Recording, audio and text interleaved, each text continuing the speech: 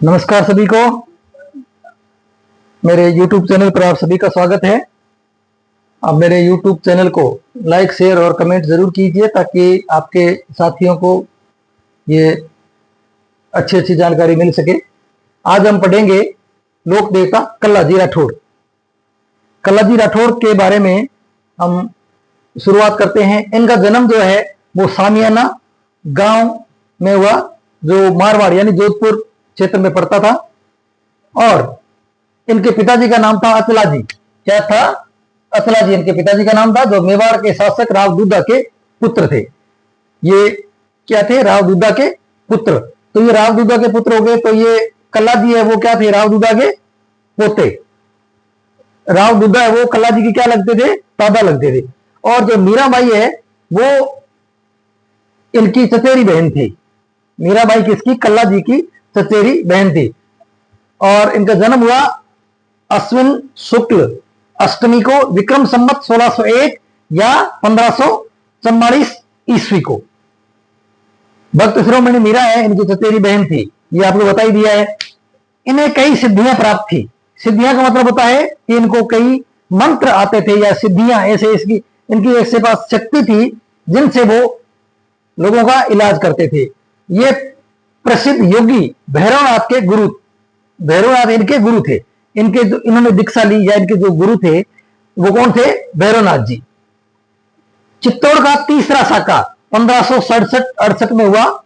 साका हुआ। उस साके के अंदर महाराणा उदय सिंह की ओर से लड़ते हुए अकबर के विरुद्ध लड़ते हुए शहीद हो गए। यानी महाराणा, अभी आपको बताया कि साके जो है चित्तौड़ के 3 साके हुए, पहला, दूसरा, तीसरा। तो ये जो तीसरा साका है उस साके में, साका कब हुआ था? 1567 में। देखो ये जीके का ये सवाल है कि चित्तौड़ का तीसरा साका कब हुआ था? 1567 में। किस किस के बीच में हुआ? यानी लड़ाई किन किन के बीच में हुई? साका ये होता है कि आपस में जो लड़ाई होती है तो ये केसरिया बांध करके और ये आपस में लड़ते हैं, युद्ध क्षेत्र में कूद पड़ते हैं। तो ये महाराणा उदय सिंह और अकबर के बीच में जो तीसरा साका हुआ, उस युद्ध में उदय सिंह की तरफ से अकबर से लड़ते हुए, अकबर की सेना से लड़ते हुए ये शहीद हो गए। कौन? वीर कल्लाजी। युद्ध में घायल जयमल को, इनके साथ युद्ध में घायल जयमल था, सिपाही, वीर सिपाही था जयमल। जयमल को अपने कंधे पर बिठाकर युद्ध लड़ा और दोनों ही वीर गति को प्राप्त हो गए। यानी खुद की जो कंधे पर बिठा करके ये जयमल को यहां बिठा लिया। एक दो हाथ तो इसके खुद के हो गए, 2 हाथ किसके हो गए? जयमल के। तो जब लड़ते थे ना तो ये दिखता नहीं था, इनका सिर तो दिखता नहीं था, क्योंकि वो इसके ऊपर कौन बैठे थे? जयमल जी, कल्लाजी के। तो फिर ये जब ऐसे लड़ते थे ना, 4 तलवार से ऐसे ऐसे ऐसे लड़ते थे तलवारों से, तो लोग दूर से जो देखते थे ना वो कहते थे ये 4 हाथों वाला जो वीर सिपाही है कौन है?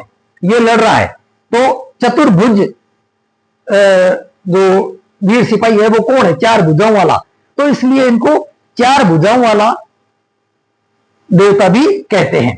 तो देखो, चित्तौड़ के तीसरे साके में महाराणा उदय सिंह की ओर से अकबर से लड़ते हुए शहीद हो गए और युद्ध में घायल जयमल को अपने कंधे पर बिठाकर युद्ध लड़ा और दोनों वीर गति को प्राप्त हुए। और युद्ध भूमि में चतुर्भुज के रूप में दिखाई गई वीरता के कारण ये 4 हाथ वाले लोक देवता कहलाए। 4 हाथ वाले लोक देवता कौन कहलाए? कल्लाजी। वीर कल्लाजी है वो 4 हाथों वाले या 4 भुजाओं वाले देवता कहलाए। कल्लाजी को शेषनाग का अवतार माना जाता है। किसका अवतार माना जाता है?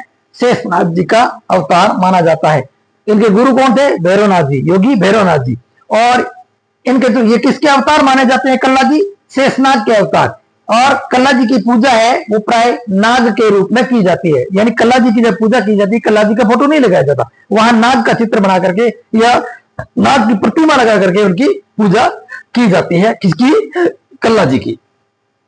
सामलिया क्षेत्र डूंगरपुर में इनकी काले पत्थर की प्रतिमा है। काले पत्थर की प्रतिमा है कहां पे? डूंगरपुर इलाके में, सामलिया क्षेत्र में।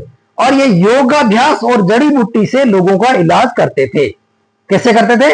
योगाभ्यास और जड़ी बूटी का इनको अच्छा नॉलेज था और उसी के माध्यम से ये लोगों का इलाज करते थे।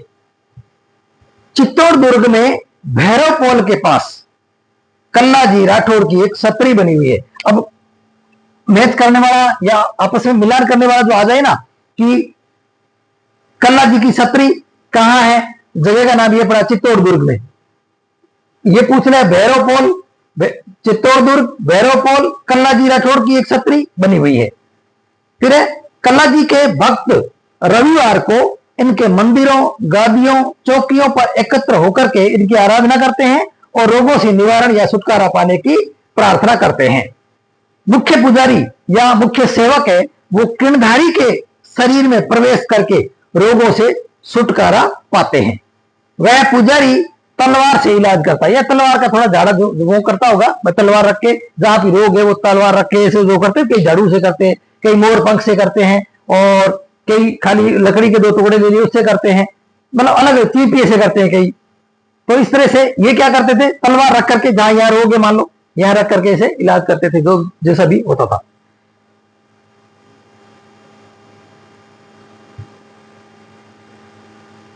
रनेला या रोड़ेला इस वीर की सिद्ध पीठ है। वहां पे इनकी जो पीठ है वो कहां पे है, रनेला या रोड़ेला। कल्ला जी को गुजरात में तो कहते हैं भाथी खत्री, भाथी खत्री के नाम से जानते हैं गुजरात में, और मालवा में किस नाम से जाते हैं, जुझारू वीर नायक नाम से प्रसिद्ध है। तो ये कल्ला जी का मतलब ज्यादा और कोई बहुत ज्यादा डीप या बहुत ज्यादा कोई इस तरह से नहीं आते। कल्ला जी को ये कहते हैं कि 4 भुजाओं वाले देवता कौन से हैं, कल्ला जी राठौड़। और तीसरे शाखा के अंदर उदय सिंह के साथ या उदय सिंह की सेना की ओर थे लड़ते हुए अकबर से, अकबर की सेना में कौन वीर गति को प्राप्त हुए, कल्ला जी। या तीसरा शाखा कब हुआ, 1567, कहां हुआ, चित्तौड़ में। ठीक है, ये चीजें इसमें पूछी जा सकती है। शेषनाग के अवतार हैं, युद्ध भूमि में चित्रभूमि चतुर्भुजा के 4 हाथ वाले देवता कहले जाते हैं। इनकी छतरी कहां है, छतरी कहां है, चित्तौड़ में, भैरवपोल के पास। फिर रविवार को इनके जो पूजा पाठ है आराधना करते हैं और ये सिद्ध भूमि है। और ये पूछ ले मान लो, ये इंपॉर्टेंट हो सकता है क्योंकि ये सवाल सारे पूछ ले रिपीट होने के नहीं हुए, तो रिपीट नहीं होते हैं, तो ये पूछे हैं कि भाथी खत्री ये कहां फेमस है, इनका नाम गुजरात में। और जुझारू वीर नायक के रूप में कहां फेमस है, ये मालवा में। ये इतना सही है कल्ला जी का। और आप इसको पढ़िए, याद करिए, शेयर कीजिए ताकि हमारा भी मनोबल बना रहे। नमस्कार, धन्यवाद।